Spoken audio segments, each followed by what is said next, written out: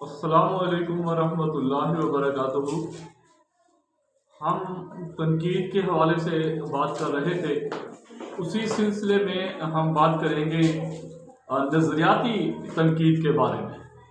अब ये जो नज़रियाती तनकीद है, इसमें जो ज़्यादातर मवाद लिया जाता है, बहुत से अलूम से लिया जाता है मवाद। इसमें महज़ब हो गया, फ़लसफ़ा हो गया, नफ्सियात हो गई, इल्मुल असनाम हो गया, इमरानियात हो गई, तारीख़ हो गई, मुआशियात हो गई, सियासियात हो गई।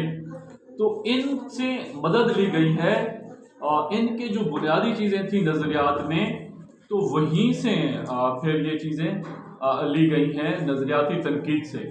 अब ये है कि ज़ाहिर है किसी अदब पारे या किसी अदीब को जांचने के लिए नक़ाद के पास कुछ ऐसी बुनियादें, कुछ मयार, कुछ नज़रियात ज़रूर होने चाहिए जिससे अदब पारा या कोई चीज़ उसे वो तैयार हो रही है, तो उसका हम देखें कि किस तरह फिर ये सामने आती है।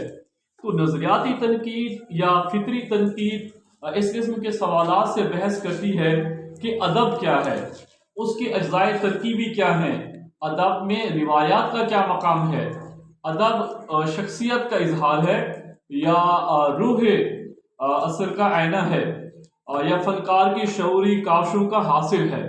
अदब का ज़िंदगी के साथ क्या रिश्ता है, तहकीकी अमल के मनाजिल व मराहिल क्या हैं, तनकीद की अहमियत क्या है, तख्लीक और तनकीद का क्या रिश्ता है, मुख्तलिफ असनाफ की सिनफी तकाज़े क्या हैं। गोया नज़रियाती तनकीद का काम ऐसे असूल और बुनियादी नज़रियात वज़ा करना है जिसकी रोशनी में किसी भी अदब पारे अदबी दास्तान या किसी अदबी तहरीक के बारे में जान सके। यानी नज़रियाती जो तनकीद है इसमें सब कुछ आ जाता है, वो अदब भी आ जाता है, अदब के जो तकाज़े हैं वो भी आ जाता है, और फिर शख्सियत भी आ जाती है, और अदब और ज़िंदगी का जो आपस में ताल्लुक़ है, ये सारी बातें फिर नज़रियाती तनकीद में आती हैं। यानी नाम तो एक नज़रियाती है, जिस तरह एक बड़ा दरख्त होता है, फिर उसी तरह उसकी शाखें जब फैल जाती हैं तो बड़ा जो यूँ कह सकते हैं जो नज़रियाती तनकीद है और वो एक तनावर दरख्त है, और बाकी जो चीज़ें हैं अदब के लिहाज से वो नज़रियाती तनकीद में आती हैं। तो इंशाअल्लाह फिर आपसे मुलाकात होगी। अस्सलामु अलैकुम वरहमतुल्लाहि वबरकातुहू।